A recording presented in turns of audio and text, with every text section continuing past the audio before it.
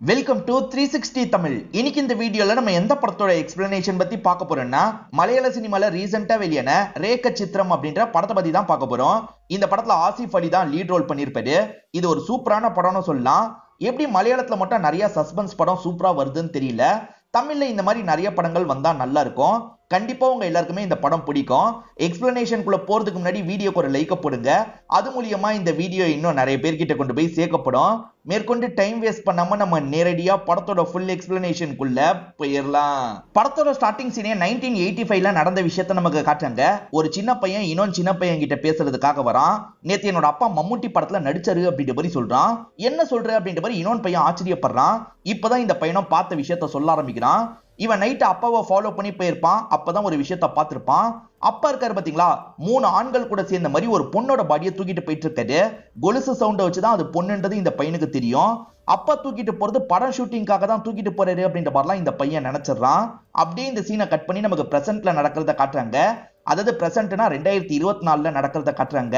இவர் தான் படத்தோட ஹீரோவா இருப்பாரு. இவர் பேரு விவேக் அப்படின்றது. இவரோட அப்பாவும் காலையில எழுப்பி விடுறாரு, வேலைக்கு டைம் ஆயிடுச்சு அப்படின்ற மாதிரி சொல்லிட்டாரு. ரப்பர் எடுக்கிறது தான் அப்பாவோட வேலை போல. அப்பாக்கு ஹீரோவும் ஹெல்ப் பண்ணிட்டு இருக்காரு.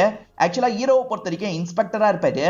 இவர் வேலை டைம்லயே ரம்மி கேம் விளையாடி இருப்பாரு. அதனால தான் இவரை சஸ்பெண்ட் பண்ணிருக்காங்க. திரும்பி வேலையில இவர் கொஞ்ச நாள் கழிச்சு ஜாயின் பண்ண போறாரு. அதனால தான் அப்பாக்கு வேலையில ஹெல்ப்லாம் பண்ணிட்டு இருக்காரு. இவரை பொறுத்த வரைக்கும் ஒரு கேர்ள் ஃப்ரெண்ட் இருக்காங்க. அடிக்கடி ஹீரோவோட வீட்டுல பேசுறதுக்காக எல்லாம் வருவாங்க. இவங்க ஒரு பத்திரிகையில வேலை பார்க்கறாங்க. ஹீரோவை பத்தி காமிச்சிட்டு இருக்கும் போதே ராஜேந்திரன் ஒரு நபரை பத்தியும் நமக்கு காட்டுறாங்க. இவரை சீக்கிரமா லிவரை டிரான்ஸ்பிளான்ட் பண்ணி ஆகணும், அப்படி இல்லைன்னா இவர் இறந்து போயிடுவாரு. இவர் இறந்தா கூட பரவாயில்ல டாக்டர் அப்படின்ற மாதிரிலாம் டாக்டர் கிட்ட பேசிட்டு இருக்காரு. அப்படியே கட் பண்ணி திரும்பி நம்ம விவேக்க காட்டுறாங்க. இப்ப இவர் சீனியரை பார்த்து பேசுறதுக்காக வந்திருக்காரு. இவரோட சஸ்பென்ஷன் முடிஞ்சிருது போல. ஆனா போஸ்டிங்கை இந்த வாட்டி வேற ஒரு இடத்துல போட்டு தந்திருக்காங்க. பரவாயில்லன்ற மாதிரி இவரும் ஏத்துக்கிறாரு. போஸ்டிங் ஒரு ஊர்ல கிடைச்சிருக்குல்ல, அந்த ஊருக்கு கிளம்பணும், இதுக்கப்புறமா பொறுப்பா இருக்கணும்னு நினைக்கிறாரு. அதனால முதல்ல ரம்மி கேம போன்ல இருந்து இவர் டெலீட் பண்ணிடுறாரு. இவர் டிராவல் பண்ற மாதிரியே வேற ஒரு பக்கம் ராஜேந்திரனும் டிராவல் பண்ற மாதிரி நமக்கு காட்டுறாங்க. ரெண்டு பேருமே ஒரே ஊருக்கு தான் வந்துட்டு இருக்காங்க போல. ரெண்டு பேருமே ஒரே ஹோட்டல்ல தான் சாப்பிடுறாங்கன்ற மாதிரி நமக்கு காட்டுறாங்க. இவங்க ரெண்டு பேருக்கும் தொடர்புலாம் கிடையாது. அதனால இவங்க பேசிக்கலாம் மாட்டாங்க. ரெண்டு பேருமே சந்திக்கிறாங்க நமக்கு மட்டும் காட்டுறாங்க. இப்ப ராஜேந்திரன் ஒரு காட்டு பகுதிக்கு வராது. டிரைவர் இருக்கார்ல, நானும் கூட வரேன்ற மாதிரி சொல்லிட்டாரு. அதெல்லாம் ஒன்னும் தேவையில்ல, நீ வெயிட் பண்ணு, நான் வந்துடுறேன்ற மாதிரி இவரும் உள்ள போறாரு. இப்ப உள்ள வந்த ராஜேந்திரன் இருக்கார்ல, ஒரு பர்டிகுலர் மரத்தை தான் தேடிட்டு இருக்காரு. ஒரு ஸ்டேஜ்ல அந்த மரத்தை கண்டுபிடிச்சிடுறாரு. இப்ப அந்த இடத்துல உட்காந்து கேமராவை ஆன் பண்ணிடுறாரு. கேமராவை பார்த்த மாதிரி தான் இந்த இடத்துல இவர் பேச ஆரம்பிக்கிறாரு. 40 வருஷத்துக்கு முன்னாடி நான் பண்ண ஒரு விஷயத்தை பத்தி தான் சொல்ல போறேன். அடிக்கடி இந்த விஷயம் என்னோட மைண்டுக்குள்ள ஓடிக்கிட்டே இருக்கும். இன்னைக்காவது அதை பத்தி உங்ககிட்ட சொல்லான்றதுக்காக தான் இந்த வீடியோவை ரெக்கார்ட் பண்றேன்ற மாதிரி பேச ஆரம்பிக்கிறாரு. 40 வருஷத்துக்கு முன்னாடி நானும் 3 பேரும் சேர்ந்த மாதிரி ஒரு பொண்ணோட பாடியை தூக்கிட்டு வந்து புதைச்சோம். அந்த பொண்ணு யாருன்னு கூட எனக்கு தெரியாது. அந்த பொண்ணு யாருன்னு தெரிஞ்சுக்கணும்ன்ற மாதிரி அடிக்கடி நினைப்பேன். அதுக்கப்புறம் அந்த விஷயத்தை நான் விட்டுருவேன்ற மாதிரி சொல்லிட்டாரு. இந்த இடத்துல தான் அந்த பொண்ணை புதைச்சோன்ற மாதிரி இவர் உட்காந்து இருக்க இடத்த காட்டுறாரு. இவர் கூட 3 பேர் சேர்ந்து தானே இந்த விஷயத்த பண்ணாங்க. அவங்க பேரை சொல்லிட்டாரு. ஒருத்தர் பேரு குட்டன் அப்படின்றது, இன்னொருத்தர் பேரு பிரான்சிஸ் அப்படின்றது, இன்னொருத்தரோட பேரு வின்சென்ட் அப்படின்றது. வின்சென்ட்டை பொறுத்த வரைக்கும் சொசைட்டில ரொம்ப பெரிய ஆளா இருப்பாரு. இவருக்கு அந்த விஷயம் பண்ணதுக்காக காசுலாம் கிடைச்சது போல. அந்த காசை வச்சுதான் நான் இந்த அளவுக்கு வளர்ந்தேன். ஆனா எனக்கு மனசுக்கு இது குறையவே இருந்தது. அதனால தான் இதெல்லாம் சொல்லிட்டு இருக்கேன்னு சொல்லிட்டாரு. ஒரு ஸ்டேஜ்ல இவர் வச்சிருக்க கன்னை வச்சு இவரே ஷூட் பண்ணிக்கிறாரு.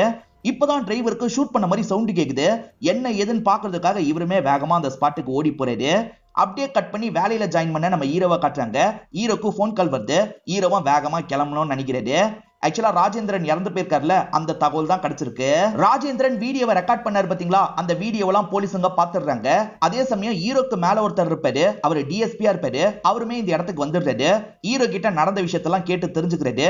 சரி ஃபர்தரா நீயே ப்ரொசீட் பண்ணு அப்படின்ற மாதிரிலாம் ஹீரோ கிட்ட சொல்லிட்டு இருக்காரு. இவங்க 2 பேருக்கு மேல இருக்க சீனியர் இந்த இடத்துக்கு வந்துடுறாரு. ஃபர்தரா அவர் சொன்னது உண்மையானதை செக் பண்ணும் அப்படின்ற மாதிரிலாம் சொல்லிட்டாரு. அப்படியே கட் பண்ணி ஆலிஸ்னு ஒருத்தங்க ஹாஸ்பிட்டல்ல இருக்கிறத காட்டுறாங்க. இவங்க ஹஸ்பண்ட் பேர் தான் வின்சென்ட் அப்படின்றது. இந்த வின்சென்ட்டை பத்தி தான் ராஜேந்திரன் சொல்லியிருப்பாரு. இப்ப இவர் ஒய்ஃபை பார்த்துட்டு இருக்கும் போது பையன் இந்த இடத்துக்கு வந்துட்டாரு. அப்பா உங்களை பத்தி ஒரு நியூஸ் வந்திருக்கு பாருங்கன்ற மாதிரிலாம் அப்பா கிட்ட காட்டுறாரு. அதாவது ராஜேந்திரன் பேசின வீடியோ இப்ப நியூஸ்ல எல்லாம் வந்துருது போல. இவருமே ஒரு நியூஸ் சேனல் தான் ரன் பண்ணிட்டு இருக்காரு. அந்த சேனல்ல கூட அந்த வீடியோ வருது. இதை பாக்குறவர் எந்த ரியாக்ஷனும் தராம இருக்காரு. உங்களுக்கு இந்த ராஜேந்திரனை தெரியாதான்னு பையன் கேட்கிறாரு. தெரியாதுன்ற மாதிரி அப்பாவும் சொல்றாரு. அவர் சொன்ன மாதிரி பாடி கிடைக்குமா கிடைக்காதா அப்படின்ற மாதிரி ஒரு குழப்பத்துல தான் இருக்காங்க. தோண்டி பாத்துடலாம் அப்படின்ற மாதிரி அந்த இடத்துல தோன்ற வேலையெல்லாம் பார்த்துட்டு இருக்காங்க. அப்படி தோண்டுனா உள்ள பாடி எதுவுமே கிடைக்கிற மாதிரி தெரியல. டாக்டர் இருக்கார்ல, 40 வருஷம் ஆயிடுச்சு, அரிச்சு கூட போயிருக்க வாய்ப்பு இருக்கு, சின்ன சின்ன எலும்பு கிடைக்குதா பாப்போன்ற மாதிரி சொல்லிட்டு அதனால மண்ணெல்லாம் அள்ளிடுறாங்க. அதுல கொஞ்சம் கொஞ்சம் எலும்பு கிடைக்குதான்ற மாதிரிலாம் செக் பண்றாங்க. வின்சென்ட்டை பொறுத்த வரைக்கும் சொசைட்டில பெரிய ஆளா இருப்பாரு, ஒரு பெரிய டிவி சேனல் தான் ரன் பண்ணிட்டு இருக்காரு அப்படின்ற மாதிரி நமக்கு காட்டுறாங்க. இப்ப எல்லாருமே வின்சென்ட்டை பத்தி பேசிட்டு இருக்காங்கல்ல, அந்த மாதிரி பேசுறது எனக்கு பிடிக்கல, என் பேர் வராத மாதிரி நீங்க கவனிச்சுக்கோங்கன்ற மாதிரி அசிஸ்டன்ட் கிட்ட சொல்றாரு. அசிஸ்டன்ட்டும் ஏத்துக்கிறாரு. இந்த ஸ்பாட்ல மழை பெய்யுது, அதனால எல்லாருமே கொஞ்சம் ஒதுங்கி இருக்காங்க. ஹீரோ மட்டும் பார்க்கலான்ற மாதிரி அந்த குழி கிட்ட வராரு. அப்பதான் குழியோட விளிம்புல வந்து ஒரு துணி இவருக்கு தட்டுப்படுது. துணி தட்டுப்படுதுன்னா பக்கத்துல பாடி இருக்க வாய்ப்பு இருக்குன்னு யோசிக்கிறாரு. இப்ப கொஞ்சம் தோண்டிலாம் பாக்குறாரு. அந்த இடத்துல தான் பாடி இருக்கிற மாதிரி இவருக்கு தெரியுது. இந்த இடத்தை தோண்டுங்கன்ற மாதிரி ஆளுங்க கிட்ட சொல்றாரு. இவருமே தோன்றதுக்காக இறங்கிடுறாரு. அப்படி தோண்டும் போது உண்மையிலேயே அந்த இடத்துல ஒரு பாடி கிடைக்குது, அதாவது எலும்பு கூடு கிடைக்குது. இத பாக்குற எல்லாருமே பயங்கரமா இந்த இடத்துல ஷாக் ஆயிடுறாங்க. இறந்து போனவங்க ஒரு செயின் போட்டிருக்காங்கன்னு இவங்களுக்கு தெரிய வருது. எலும்பு கூட வச்சு பொண்ணா பையனான்னு கண்டுபிடிச்சிடலாம்ல, பொண்ணுன்றதை கண்டுபிடிச்சிடுறாங்க. வயசு ஒரு 25 இருக்குன்றதையும் கண்டுபிடிச்சிடுறாங்க. ஆனா அந்த பொண்ணை பத்தி எந்த ஒரு டீட்டெயிலும் தெரியல. அந்த டீட்டெயிலை நம்ம கண்டுபிடிக்கணும் அப்படின்ற மாதிரிலாம் யோசிக்கிறாங்க. ஏன்னா ராஜேந்திரனும் அந்த பொண்ணை பத்தி எனக்கு தெரியாதுன்னு சொல்லியிருப்பாரு. முதல்ல இந்த ராஜேந்திரனை பத்தி தெரிஞ்சுக்கணும்ன்ற மாதிரி ஹீரோ யோசிக்கிறாரு. ராஜேந்திரன் டாக்டரை பாக்குறதுக்காக வந்துடுறாரு. டாக்டர் இருக்கார்ல, அவருக்கு லிவர் டிரான்ஸ்பிளான்டேஷன் பண்ணுன்ற நிலைமை இருந்தது, வேணான்னு முடிவெடுத்துட்டாரு போல. இப்படி சூசைட் பண்ணுவாருன்னு நான் கொஞ்சம் கூட எதிர்பார்க்கல அப்படின்ற மாதிரிலாம் சொல்லிட்டாரு. அவரை பொறுத்த வரைக்கும் ஒய்ஃப் இருந்திருப்பாங்க, 2 பேருக்கும் டைவர்ஸ்லாம் ஆயிருக்கும்.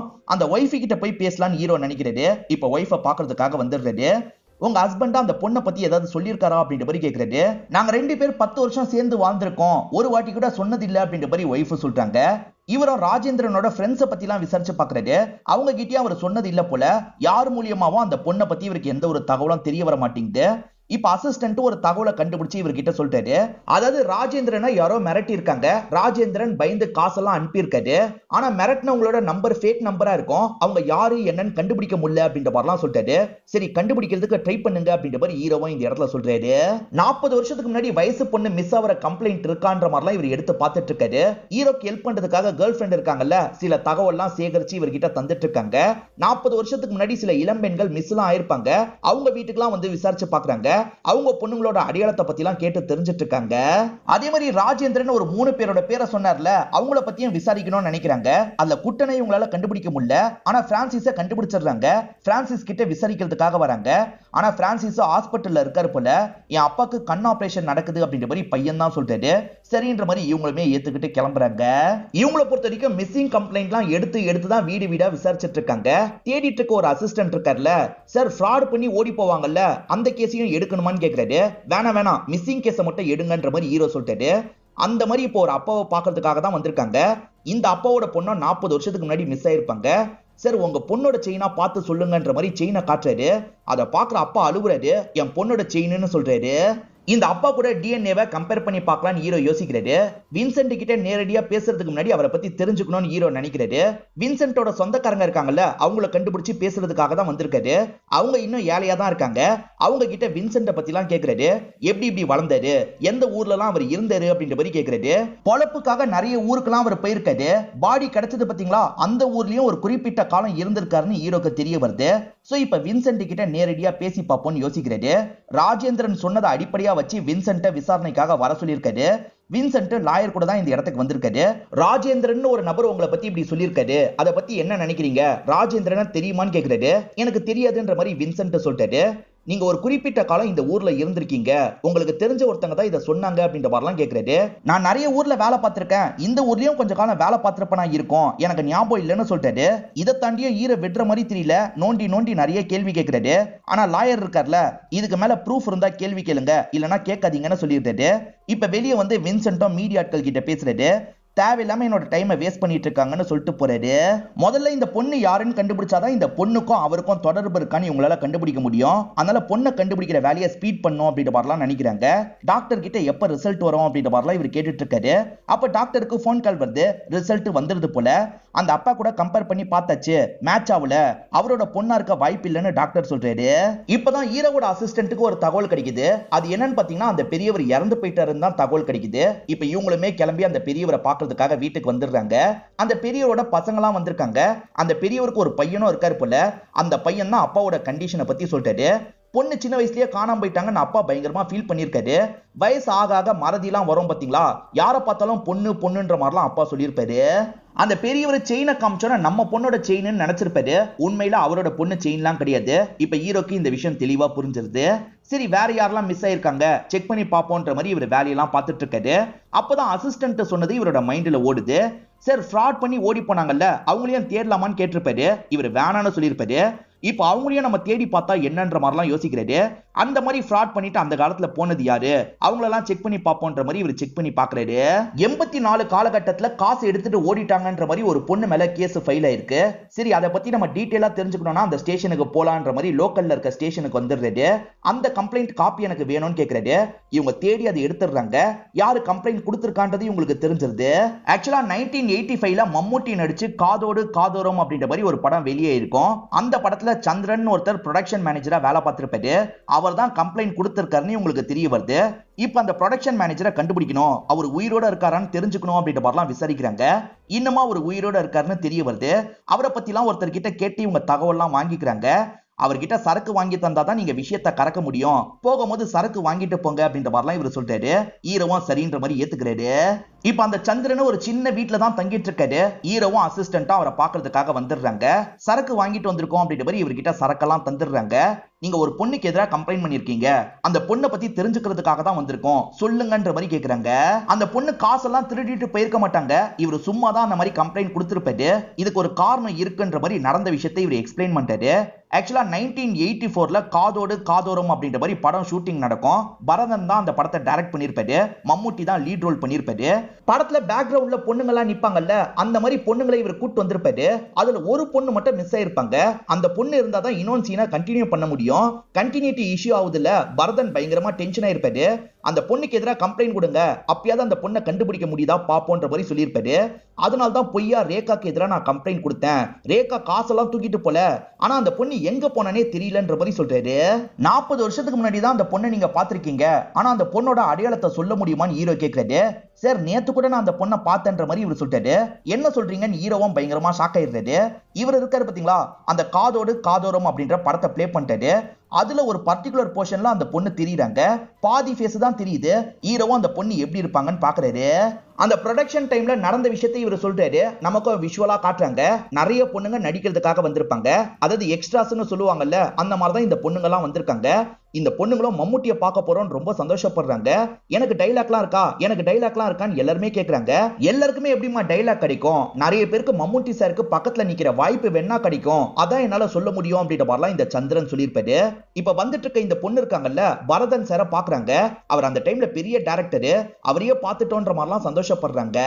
அந்த படத்துல ரேகாக்கு கன்னியாஸ்ரீ ரோல் தான் கிடைச்சிருக்கும். அந்த ரோலுக்கான ட்ரெஸ் எல்லாம் போட்டுட்டு வராங்க. அதை பத்தி எல்லாம் இந்த சந்திரன் சொல்லிட்டு இருக்காரு. அவளுக்கு மம்மூட்டி கூட நடிக்கணும்ன்ற மாதிரி நிறைய ஆசை இருந்தது, அதை பத்தி எல்லாம் சொன்னான்ற மாதிரி சொல்லிட்டாரு. இங்கதான் ரேக சித்திரம்னு படத்தோட டைட்டிலே போடுறாங்க. ஆக்சுவலா அந்த வீடியோல ஆஃப் ஃபேஸ் தானே பதிவாயிருக்கு, அதை வச்சே ஃபுல் ஃபேஸ் ரெடி பண்ணிடலாம் அப்படின்ற மாதிரி முடிவு பண்றாங்க. இப்ப டயக்ராம்லாம் பண்ணி ஃபுல் ஃபேஸை இவங்க ரெடி பண்ணிடுறாங்க. அந்த டைம் எக்ஸ்ட்ராஸா நிறைய பொண்ணுங்க வேலை பார்த்தாங்கல்ல, அந்த பொண்ணுங்க கிட்ட போய் பேசலான்ற மாதிரி ரேகாவை பத்தி கேக்குறாங்க. எல்லாருமே இப்ப யாரவரைய 60ஸ்ல தான் இருக்காங்க. ஆமா, இந்த பொண்ணை பார்த்த ஞாபகம் இருக்குன்ற மாதிரிலாம் சொல்றாங்க. இந்த பொண்ணு பாதியிலேயே போயிட்டா, அதிகபட்சம் 2 நாள் தான் அங்க இருந்திருப்பான்ற மாதிரிலாம் சொல்றாங்க. வின்சென்ட் அசிஸ்டன்ட் இருக்கார்ல, இந்த பொண்ணை பத்தி தான் விசாரிச்சுட்டு இருக்காங்க அப்படின்ற மாதிரி அந்த பொண்ணோட போட்டோவை காட்டுறாரு. ரேகாவோட போட்டோவை பார்த்தோன்னே வின்சென்ட் பயங்கரமா ஷாக் ஆயிடுறாரு. இவர் ஏதோ தப்பு பண்ணிருக்காரு போல, என்ன தப்பு பண்ணாரு அப்படின்றது இப்போதைக்கு நமக்கு தெரிய மாட்டேங்குது. அந்த காதோடு காதோரம் படத்துல நிறைய பேர் வேலை பார்த்திருப்பாங்கல்ல, அவங்க மூலியமா ஏதாவது தகவல் கிடைக்குமா அப்படின்ற மாதிரி இவருமே விசாரணை பண்ணிட்டு இருக்காரு. அந்த ஷூட்டிங் ஸ்பாட்ல ரைட்டரா வேலை பார்த்தவர் நிறைய பேட்டிலாம் தந்திருப்பாரு.